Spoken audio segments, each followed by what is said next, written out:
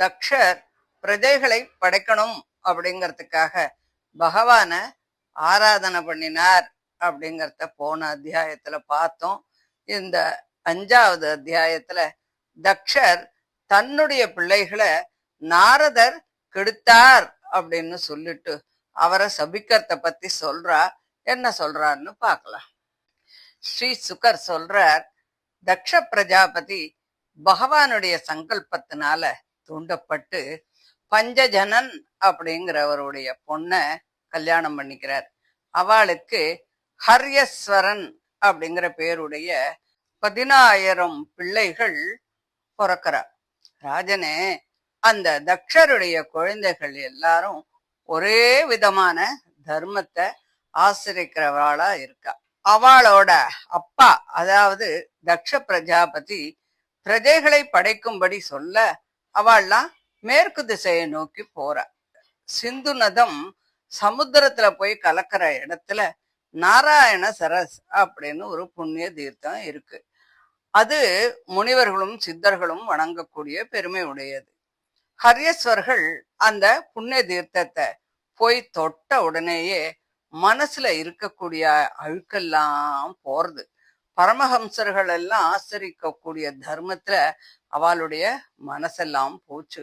இருந்தாலும் கூட அவள்லாம் தந்தையாகிய பிரச்சேதசருடைய கட்டளைக்கு உட்பட்டு கடுமையான தவத்தை பண்ணினான். இப்படி பிரஜைகளினுடைய அபிவிருத்தியை முயற்சி செய்கின்ற அந்த ஹரியஸ்வர்களை தேவரிஷியான நாரதர் பார்க்கிறார். அவர் சொல்றார், ஹரியஸ்வர்களே, நீங்கள் பார்க்கறதுக்கு பாலகர்களா இருக்கள், உங்களுக்கு ஒண்ணுமே தெரியலையே, பூமியினுடைய முடிவை பத்தி தெரிஞ்சுக்காம இப்படி பிரஜைகளை படைக்கிறதுக்கு நினைக்கிறீளே, அதை பத்தி நீங்க நன்னா தெரிஞ்சுண்டா இதுல முயற்சி பண்ண மாட்டேள். ஜகத்துக்கெல்லாம் ஈஸ்வரன் ஒருவன்தான் அப்படிங்கறதையும் ஹிருதய குகையிலிருந்து வெளிப்பட்டு வர உபாயம் ஏற்படாததாலும் புத்தி என்று சொல்லக்கூடிய பெண்மணியினுடைய பலவாறான தோற்றத்தையும் சபலமான அந்த புத்தியோடு கலந்த ஜீவனுடைய நிலைமையையும் சிருஷ்டி சம்ஹாரங்களான 2 கரைகளும் நிறைந்து ஓடுகின்ற மாயை என்று சொல்லப்படுகின்ற நதியையும் அற்புதமான 25 தத்துவங்கள் அடங்கியதும் ஜீவனோடு கூடியதுமான சரீரம் என்னும் கிரகத்தையும் சம்சார பந்தம் மோக்ஷம் ஆகிய 2 இறக்கைகளையும் உடைய சர்வேஸ்வரனான ஹம்சத்தையும் சிறிய கத்திகளாலும் வஜ்ரங்களாலும் நிர்மிக்கப்பட்டு திடமும் கூறியதும் சுற்றி கொண்டே இருக்கக்கூடிய அந்த கால சக்கரத்தையும் எல்லாம் தெரிந்து கொண்டு ஜென்மங்கள் தோறும் தந்தையைப் போல ஹிதத்தையே உபதேசிக்கின்ற சாஸ்திரத்தின் அனுகூலமான கட்டளைகளையும் அறிந்து கொள்ளாமல் நீங்கள் சிருஷ்டிக்கு முயற்சி பண்றேள். இப்படி கூட யாராவது பண்ணுவாளா அப்படின்னு சொல்லிட்டு நாரதர் சொல்றார். அந்த ஹரியஸ்வர்கள் இயற்கையாகவே எல்லாத்தையும் நன்கு ஆராய்ந்து அறியக்கூடிய மதி உடையவர்கள்தான். அவர்கள் நாரதருடைய இந்த வார்த்தையை கேட்டு தன்னுடைய புத்தியால அந்த நாரதருடைய வார்த்தையினுடைய உள் கருத்தை நன்கு ஆலோசித்து முடிவு பண்ணிண்டா. ஜீவனால் அறியக்கூடியதும் பிருத்திவி முதலிய பஞ்சபூதங்களின் பரிணாமமுமான இந்த தேகத்தை பூமி அப்படின்னு சொன்னார். அது அனாதியான புண்ணிய பாப கர்மங்களினால் ஏற்படுறது. அந்த தேகம் அழியக்கூடியது அப்படிங்கறத அறியாம அனாதியான கர்ம பந்தத்தை போக்கும் திறமை இல்லாம மறுபடியும் மறுபடியும் அந்த சம்சாரத்தையே வளர்க்கக்கூடிய கர்மங்களை செய்வதால என்ன உபயோகம் இருக்க முடியும்? பகவான் விழித்து கொண்டிருத்தல், சொப்னம் காணுதல், உறக்கம் என்று சொல்லக்கூடிய 3 அவஸ்தைகளையும் கடந்தவன், தனக்குத்தானே ஆதாரமாக இருக்கக்கூடியவன், பிரகிருதி புருஷர்களை காட்டிலும் அவன் வேறுபட்டவன், ஷாட்குண்ய பூர்ணன், தோஷங்கள் எதுவுமே தீண்டப்படாதவன். அவன் ஒருவன்தான் எல்லாவற்றிற்குள்ளும் உள் புகுந்து கொண்டு நியமிப்பவனாக இருக்கிறான். அவன் கர்மத்தால் உண்டாகிறவன் அல்ல, இத்தகைய சர்வேஸ்வரனை உபாசிக்காமல் மற்ற கர்மங்களை செய்வதால் என்ன பிரயோஜனம் கிடைக்க போறது? ஜீவன் குகை போன்ற ஹிருதயத்திலே சென்று பாதாளத்திலே போனவன் போல போகங்களிலே மூழ்கி தன்னையும் மறந்து தேகத்தையே ஆத்மாவாக நினைத்து கொண்டு அதிலிருந்து வெளிவர முடியாமல் அங்கேயே இருப்பது போல பிரகிருதியை காட்டிலும் வித்தியாசமான தன் சொரூபத்தை அறியாமல் காம போகங்களிலே ஆழ்ந்து அதிலிருந்து வெளியே வர வழி தெரியாமல் அங்கேயே இருக்கிறான். ஸ்வயம் பிரகாசமான ஆத்மஸ்வரூபத்தை அறியாமல் சரீர பந்தத்தையே விளைவிக்க கூடிய கர்மங்களையே செய்வதால் என்ன நன்மை ஏற்பட போறது? விவேகம் ஏற்படாதவன் அதற்கு இடமில்லாத வீண் கர்மங்களை செய்வதால் என்ன க்ஷேமத்தை அடைய போறான்?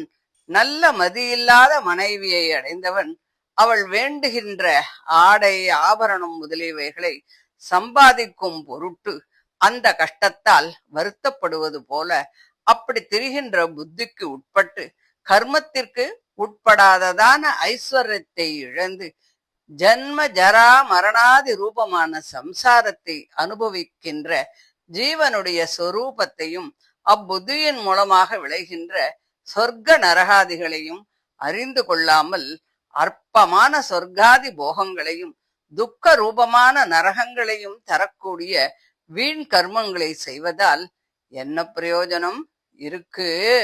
மாயை என்னும் பிரகிருதியே நதி. அதற்கு சிருஷ்டி சம்ஹாரங்கள் இருபுற பிரவாகங்கள். அந்த நதி இகபர லோகங்களாகின்ற இக்கரை அக்கறை ஓரங்களிலே பெருத்த வேகத்தை உடையது. அந்த பிரகிருதியால் மதிமயங்கு தன்னுடைய சொரூபத்தை அறிந்து கொள்ளாமல் இக பரலோகங்களை தரக்கூடிய அசத்தான கர்மங்களை செய்வதால் என்ன பிரயோஜனம் இருக்கு? ஜீவன் வரையில் உள்ள 25 தத்துவங்களின் சமுதாய ரூபமான இந்த சரீரம் ரொம்ப ஆச்சரியத்துக்கு இடமானது. ஈஸ்வரன் ஜீவன் மூலமாக இதில் புகுந்திருக்கிறான். அதனால் இது அவனுடைய சரீரம்தான். இது அவனால் தரிக்கப்பட்டிருக்கிறது. இந்த சரீரத்தின் நிலைமையை அறியாமல் தேகாத்ம பிரமம் சுதந்திராத்ம பிரமம் முதலியவற்றை ஏற்படுத்தக்கூடிய அசத்தான கர்மங்களை செய்வதால் என்ன லாபம் இருக்க முடியும்? ஈஸ்வரன் தோஷங்கள் தீண்டப்பெறாத பரிசுத்தன், சாஸ்திரத்தினால் மாத்திரமே அறியக்கூடியவன், ஏகாந்தமான ஹிருதய குகையில் வாசம் செய்கின்றவன். இத்தகையனான சர்வேஸ்வரனை தெரிந்து கொள்ளாமல் அவனிடத்தில் மனப்பற்றை விளைவிக்காத அசத்தான கர்மங்களை செய்வதால் என்ன பிரயோஜனம்? கால சக்கரமானது பிரம்மதேவன் முதல் பூச்சி புழு வரையில் சமஸ்த ஜகத்தையும் அறுக்கக்கூடியது. ஜென்ம ஜரா மரணாதிகளுக்கு அது காரணமானது. சதா சர்வ காலம் சுற்றி கொண்டே இருக்கும், ஒருவருக்கும் உட்படாதது. இதை அறியாமல் அசத்து கர்மங்களை செய்வதால் என்ன உபயோகம்? சாஸ்திரம் ஹிதத்தைத்தான் சொல்கிறது. அது ஜெகத்திற்கெல்லாம் தந்தை. பிரவிருத்தி தர்மங்கள் சம்சாரத்தை தான் வளர்க்கும், அதிலிருந்து வெளிப்பட வேண்டும் என்பதுதான் அதனுடைய கருத்து ஆகும். இத்தகைய சாஸ்திரத்தின் கட்டளையை உள்ளபடி அறிந்து கொள்ளாமல் சத்வாதி குணங்களின் பரிணாமமான சப்தாதி விஷயங்களில் பற்று கொண்டு சிருஷ்டி முதலிய காரியங்களை தொடங்குவதால் என்ன உபயோகம்? சாஸ்திரத்தின் கருத்தை அறிந்து அதற்கு அனுகூலமாக நடந்து கொள்ள நினைத்தால் அந்த செயல்களில் இருந்து மீண்டு வர வேண்டும் என்று நாரதருடைய வாக்கியங்களை அவர்களெல்லாம் ஆராய்ந்து அறிந்து கொண்டார்கள். ராஜனே, இவ்வாறு முடிவு செய்து கொண்ட ஹரியஸ்வர்கள் அனைவரும் ஒரே நினைவோடு அந்த நாரதரை பிரதட்சிணம் செய்து மறுபடியும் இந்த சம்சாரத்திற்கு திரும்பாமல் பரமபுருஷனிடம் கொண்டு போய் சேர்க்கும்படியான மார்க்கத்தை கைப்பற்றினார்கள். நாரத முனிவர் பரபிரம்மத்தின் சாநித்தியத்தை ஏற்படுத்துகின்ற வீணையின் ஸ்வரத்திலே தோன்றும் ரிஷிகேசனுடைய பாதார விந்தங்களிலே மனதை மாறாதபடி நிலைநிறுத்தி உலகங்களிலே சுற்றித் திரிந்தார். பிறகு தக்ஷ பிரஜாபதி தன் புதல்வர்கள் இப்படி நாரதர் மூலமாக தான் சொன்னபடி சிருஷ்டியில் முயற்சி செய்யாமல் முக்தியை அடைஞ்சுட்டா அப்படின்னு கேள்விப்பட்டு ரொம்பவும் துக்கப்படுறார். நல்ல பிள்ளைகளை பெறுதல் சோகத்திற்குத்தான் இடமாகும் என்ற பழமொழி உண்மையாக ஆனது. அந்த தக்ஷர் பிரம்மதேவனால் நல்ல வார்த்தைகள் சொல்லி சமாதானம் செய்யப்பட்டார். மறுபடியும் பாஞ்சஜன்யை இடத்தில் சபலாஸ்வர் என்னும் பேருடைய 1000 பிள்ளைகளை பெற்றார். அந்த சபலாஸ்வர்களும் தந்தை பிரஜைகளை படைக்கும்படி சொன்னதால் தந்தையின் சொல்லுக்கு கட்டுப்பட்டு விரதத்தை கைப்பற்றி தனது சகோதரர்களான ஹரியஸ்வர்கள் சித்தியடைந்த அந்த நாராயண சரஸ் என்னும் அதே புண்ணிய தீர்த்தத்திற்கு போனார்கள். அவர்கள் அந்த புண்ணிய தீர்த்தத்தின் ஜலத்தை ஸ்பரிசித்த மாத்திரத்திலே மன அழுக்கு எல்லாம் நீங்கி பிரணவத்தை ஜபித்துக் கொண்டு அங்கேயே பெரும் தவத்தை செய்தார்கள். அவர்கள் நாராயணனுக்கு நமஸ்காரம், அவன் பிராணிகளுடைய ஹிருதய கமலத்திலே வாசம் செய்கிறான், உள்ளே புகுந்து கொண்டு ஜீவாத்மாக்களை நியமிக்கும் பரமாத்மா, அவனுக்கு சுத்த சத்துவமான பரமபதமே தான் வாசஸ்தலம். அவன் கல்யாண குணங்கள் நிறைந்தவன், எந்த தோஷங்களும் தீண்டப்படாதவன். இத்தகையனான அவனை நாம் தியானிப்போமாக அப்படின்னு இந்த மந்திரத்தை ஜபிச்சுண்டு சில மாதங்கள் ஜலத்தை மட்டுமே சாப்பிட்டுண்டு பரமபுருஷனை ஆராதனை பண்றா. பிறகு சில மாதங்கள் வாயுவை மட்டுமே ஆகாரமாக கொண்டு ஆராதனை பண்ணினா.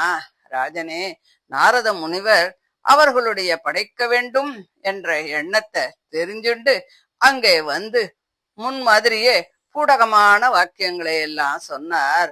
தட்சகுமாரர்களே, என்னுடைய உபதேசத்தை கேளுங்கோ. நீங்கள் சகோதரர்களிடத்தில் ரொம்ப அன்புடையவர்கள் இல்லையா?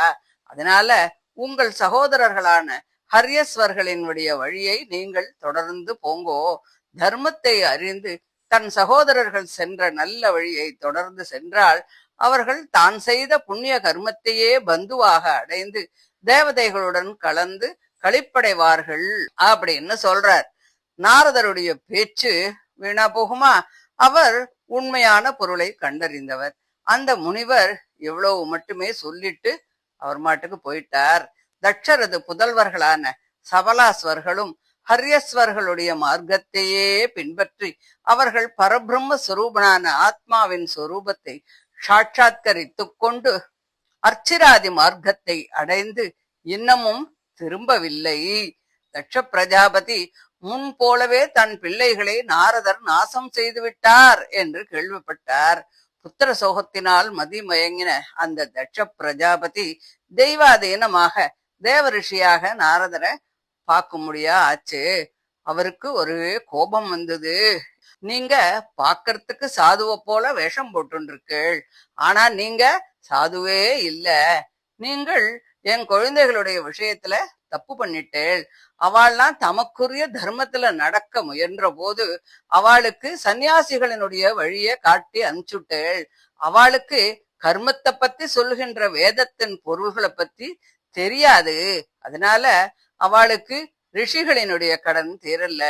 அதுக்கு மேல புத்திரோத்பத்தியால் தீர வேண்டிய பித்ருக்களின் கடனும் யஜ்ஞங்களால் தீர வேண்டிய தேவதைகளின் கடனும் தீர்வதற்கு அவளுக்கு வழியே இல்லாம போச்சு.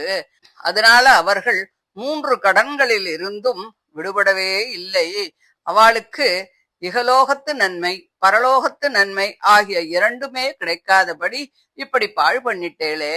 இப்படி நெஞ்சில் கொஞ்சமும் இரக்கம் இல்லாமல் அறியாத என் குழந்தைகளுடைய புத்தியை கலைத்த நீர் பகவானுடைய புகழை பாழ் செய்து கொண்டு அவனுடைய பரிவாரங்களின் இடையிலே வெட்கமில்லாமல் எப்படித்தான் திரிகின்றீரோ? நாரதரே, நீர் ஒருத்தருக்கொருத்தர் விரோதம் இல்லாமல் சிநேகத்தோடு இருப்பவர்களுக்கு வைரத்தை விளைவித்து சிநேகபங்கம் செய்பவர் இல்லையா? உங்களை தவிர மற்ற பாகவதர்கள் அனைவரும் பிராணிகளிடத்தில் அனுகிரகம் செய்பவர்கள்தான்.